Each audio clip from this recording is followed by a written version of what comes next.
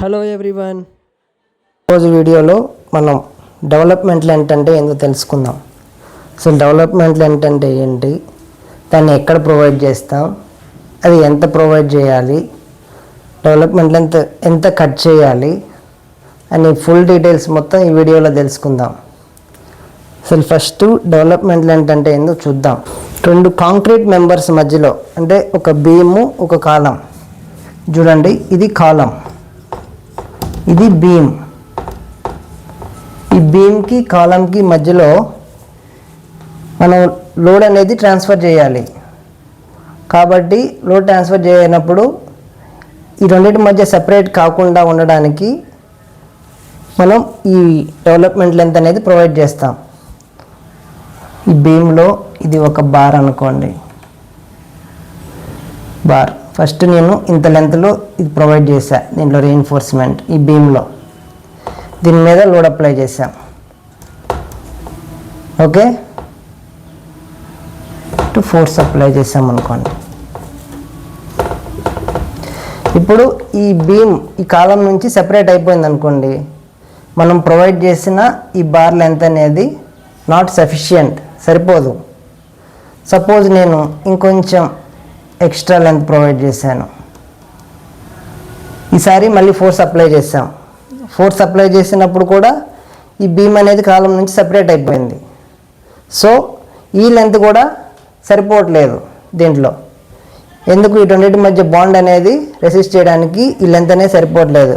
ఇప్పుడు ఏం చేస్తున్నా, నేను ఇంకా ఈ బార్ లెంత్ ఇంకా పెంచుతున్నా. బార్ ఇలా తీసుకొచ్చి ఇలా బెండ్ చేసి చేశాను. ఇప్పుడు ఫోర్స్ అప్లై చేస్తే ఈ రెండు సెపరేట్ అవ్వలేదు. కాబట్టి ఎంత లెంత్ ప్రొవైడ్ చేస్తే ఈ రెండింటి మధ్య బాండ్ అనేది విడిపోకుండా అలాగే ఉంటుందో దాన్ని డెవలప్మెంట్ లెంత్ అంటాం. డెవలప్మెంట్ లెంత్ అంటే ఇక్కడ నుంచి ఇక్కడ వరకు, ఈ కాలం ఫేస్ దగ్గర నుంచి, చూడండి ఈ కాలం ఫేస్ కదా, ఇక్కడ నుంచి ఇక్కడ వరకు, దీన్ని డెవలప్మెంట్ లెంత్ అంటాం. ఓకే, ఈ డెవలప్మెంట్ లెంత్ అనేది ఎక్కడెక్కడ ప్రొవైడ్ చేస్తాం, బీమ్స్కి కాలమ్స్కి మధ్యలో ప్రొవైడ్ చేస్తాం. నెక్స్ట్ కాలమ్స్కి ఫుట్టింగ్స్కి మధ్యలో ప్రొవైడ్ చేస్తాం. ఓకే, ఇక్కడ మెయిన్ పర్పస్ ఏంటంటే ఈ లోడ్ అనేది ఫస్ట్ స్లాబ్ మీద లోడ్ అప్లై చేస్తాం. లోడ్ అంటే ఏంటి, nothing but stress or bending moment ఏదైనా అనుకోండి, దాని నుంచి వచ్చాయి కదా అన్నీ. అప్లై చేసినప్పుడు ఈ స్లాబ్ నుంచి బీమ్కి లోడ్ ట్రాన్స్ఫర్ అవుతుంది. ఫస్ట్ బీమ్లో ఉండే కాంక్రీట్కి అవుతుంది. తర్వాత బీమ్లో ఉండే కాంక్రీట్ ఎక్కడికి ట్రాన్స్ఫర్ చేస్తుంది, బీమ్లో ఉండే రీఎన్ఫోర్స్మెంట్కి చేస్తుంది, దీనికి చేస్తుంది. ఇప్పుడు ఈ బీమ్ ఏం చేయాలి, ఈ లోడ్ని తీసుకొచ్చి కాలంకి ట్రాన్స్ఫర్ చేయాలి. కాలంలో దేనికి కన్స్ట్రక్ట్ చేస్తుంది, కాలం నుండి స్టీల్కి చేయాలా కాంక్రీట్కి చేయాలా, కాంక్రీట్కి చేయాలి. ఎందుకంటే ఇక్కడ టెన్షన్ జోన్, ఇది కంప్రెషన్ జోన్. టెన్షన్ జోన్లో ఎప్పుడు మనం స్టీల్ ఉంచుతాం, అంటే steel always fails in tension. Tension resist చేయాలంటే స్టీల్ ఉండాలి. Concrete always fails in compression. కంప్రెషన్లో ఎప్పుడు కాంక్రీట్ ఉండాలి. ఇక్కడ కంప్రెషన్ జోన్ కాబట్టి ఈ స్టీల్ అనేది స్టీల్లో నుంచి లోడ్ని తీసుకొచ్చి కాంక్రీట్ మీదకి ట్రాన్స్ఫర్ చేయాలి. ఈ కాంక్రీట్ మీదకి సఫిషియెంట్గా ట్రాన్స్ఫర్ చేయడానికి మనం ఎంతైతే లెంత్ ప్రొవైడ్ చేయాలో దాన్నే డెవలప్మెంట్ లెంత్ అంటాం. క్లియర్? ఇప్పుడు అసలు ఈ డెవలప్మెంట్ లెంత్ అనేది ఎలా క్యాలిక్యులేట్ చేయాలో చూద్దాం అసలు. Okay,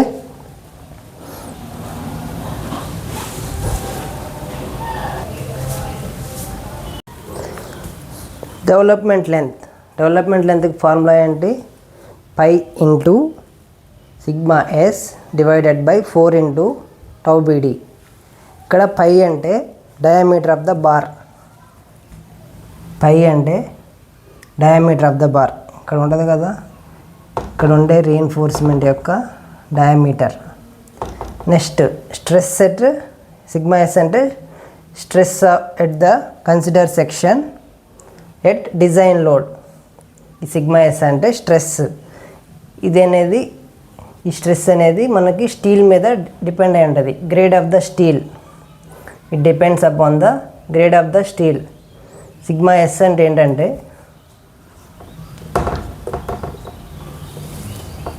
0.87 into grade of the concrete. FE 415 అనుకుంటే 0.87 into 415. Okay, next 4 into tau BD. Tau BD అంటే డిజైన్ బాండ్ స్ట్రెస్. ఈ టౌ బీడీ అనేది గ్రేడ్ ఆఫ్ కాంక్రీట్ మీద డిపెండ్ అయి ఉంటుంది. M20, M30, M35, M40 అలాగా గ్రేడ్ ఆఫ్ కాంక్రీట్ మీద tau BD అనేది డిపెండ్ అయి ఉంటుంది. ఈ సిగ్మా ఎస్ అనేది గ్రేడ్ ఆఫ్ స్టీల్ మీద డిపెండ్ అయి ఉంటుంది. ఓకే, ఇప్పుడు ఈ టౌ బీడీ అనేది మనకి కోడ్లో టేబుల్ ఇచ్చుంటారు. ఆ టేబుల్ చూద్దాం. ఇప్పుడు ఈ టౌ బీడీ ఎలా క్యాలిక్యులేట్ చేయాలో చూద్దాం.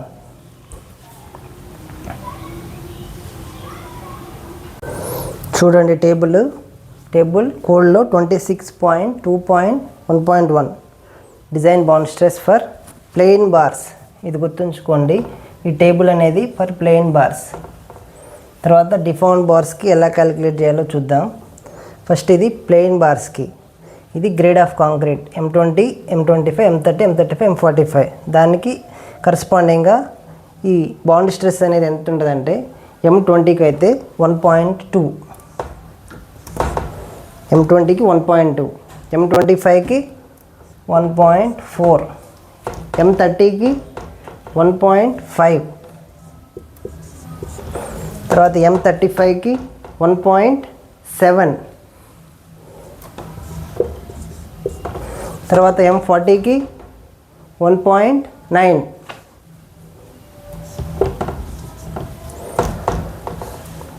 ఈ bond stress for plain bars. ఈ వాల్యూస్ అన్నీ ప్లెయిన్ బార్స్కి. మన డిఫార్మ్డ్ బార్స్ ఉన్నాయనుకోండి, డిఫార్మ్డ్ బార్స్కి the tau BD for plain bars. అదే డిఫార్మ్డ్ బార్స్ ఉన్నాయనుకోండి, డిఫార్మ్డ్ బార్స్కి 60% ఎక్స్ట్రా.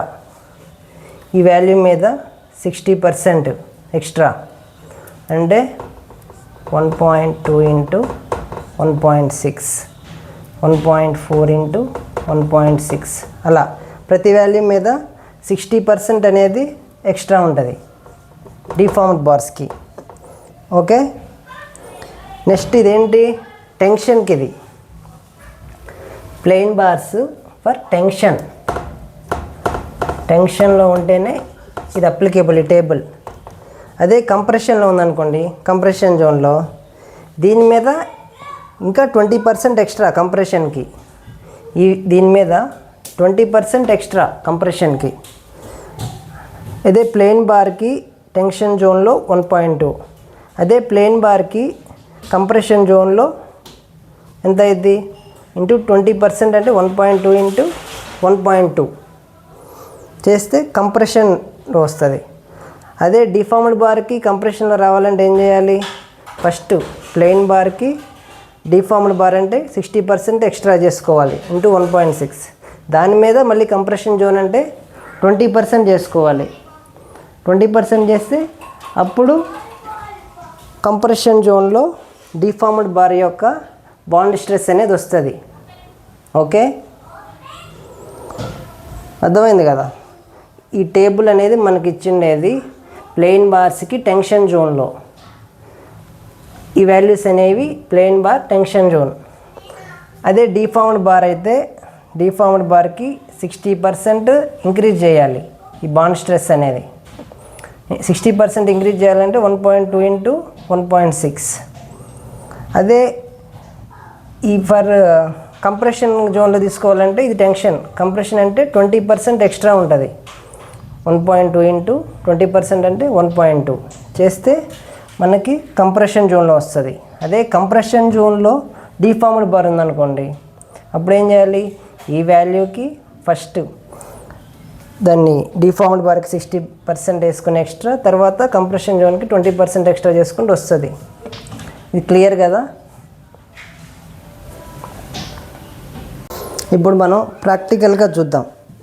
FE 415 M20కి మన డెవలప్మెంట్ లెంత్ అనేది ఎంత వస్తుందో క్యాలిక్యులేట్ చేద్దాం.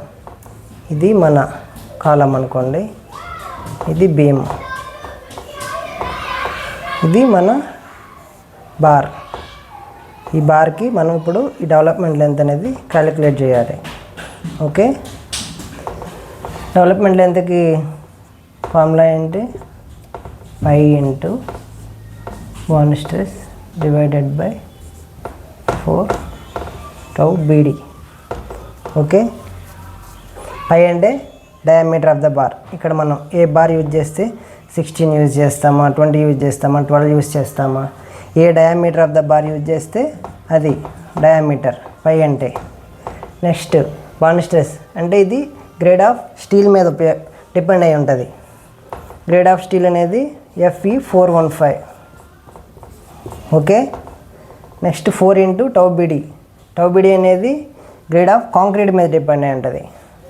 టౌ బీడీ దీని మీద డిపెండ్ అయి ఉంటుంది, గ్రేడ్ ఆఫ్ కాంక్రీట్. M20 తీసుకుందాం, M20 గ్రేడ్. ఓకే, ఇప్పుడు మనం వాడేది M20 grade concrete, Fe 415 steel. దీనికి డెవలప్మెంట్ లెంత్ అనేది ఎంత వస్తుందో చూద్దాం. 5 ఇంటూ బాండ్ స్ట్రెస్ అంటే 0.87 ఇంటూ గ్రేడ్ ఆఫ్ స్టీల్ ఎంత 415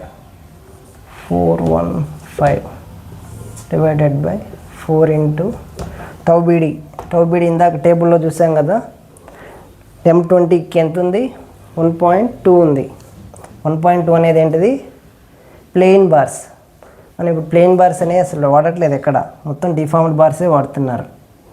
ఓకే, M20కి 1.2. అదేది ప్లెయిన్ బార్కి మనం డిఫార్మ్డ్ బార్ కదా యూజ్ చేసేది. డిఫార్మ్డ్ బార్ అంటే ఏం చేయాలి? 60% ఇంక్రీజ్ చేయాలి. ఓకే, దీన్ని క్యాలిక్యులేట్ చేయండి ఎంత వస్తుందో. 47 ఇది డెవలప్మెంట్ లెంత్. దేనికి? M20 grade concrete Fe 415 స్టీల్కి. మనం డిజైన్లో చూస్తూ ఉంటాం 47 డెవలప్మెంట్ లెంత్, 50 డెవలప్మెంట్ లెంత్ అని. అది ఎలా వస్తుంది అంటే ఇలా వస్తుంది.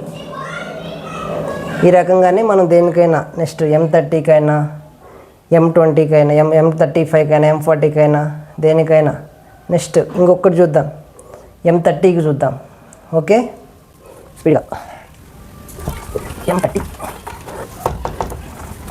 M30కి చూద్దాం ఎంత వస్తుందో. 5 into 0.87 into 415 grade of steel divided by 4 into M30కి ఎంత టేబుల్లో చూసాం కదా మనం 1.5. ఇది ప్లెయిన్ బార్కి మనం యూజ్ చేసేది డిఫార్మ్డ్ బార్ కాబట్టి 60% ఇంక్రీజ్ చేయాలి. చేసే 6 అంటే 38 అనుకోండి. 37.65 వచ్చింది, రౌండప్ చేస్తే 38. చూసారా, గ్రేడ్ ఆఫ్ ద కాంక్రీట్ పెరిగే కొద్దీ డెవలప్మెంట్ లెంత్ అనేది తగ్గుతుంది. గ్రేడ్ తగ్గుతుంటే డెవలప్మెంట్ లెంత్ పెరిగిద్ది. ఇది డెవలప్మెంట్ లెంత్ ఇక్కడ నుంచి ఇక్కడ వరకు. Okay, grade of the concrete పెరుగుతుంటే డెవలప్మెంట్ లెంత్ అనేది తగ్గింది. M20కి ఎంత వచ్చింది? 47 వచ్చింది. ఓకే, M30కి ఎంత వచ్చింది? 38.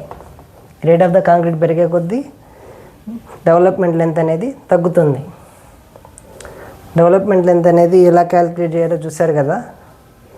నెక్స్ట్ ఈ డెవలప్మెంట్ అనేది ఎలా కట్ చేయాలో చూద్దాం. అది దీంట్లోనే పెడితే లెంత్ ఎక్కువైపోయింది కాబట్టి నెక్స్ట్ వీడియోలో ఈ డెవలప్మెంట్ లెంత్ అనేది ఎలా కట్ చేయాలో చూద్దాం. అంటే బార్ అనేది ఎంత లెంత్లో కట్ చేయాలో చూద్దాం.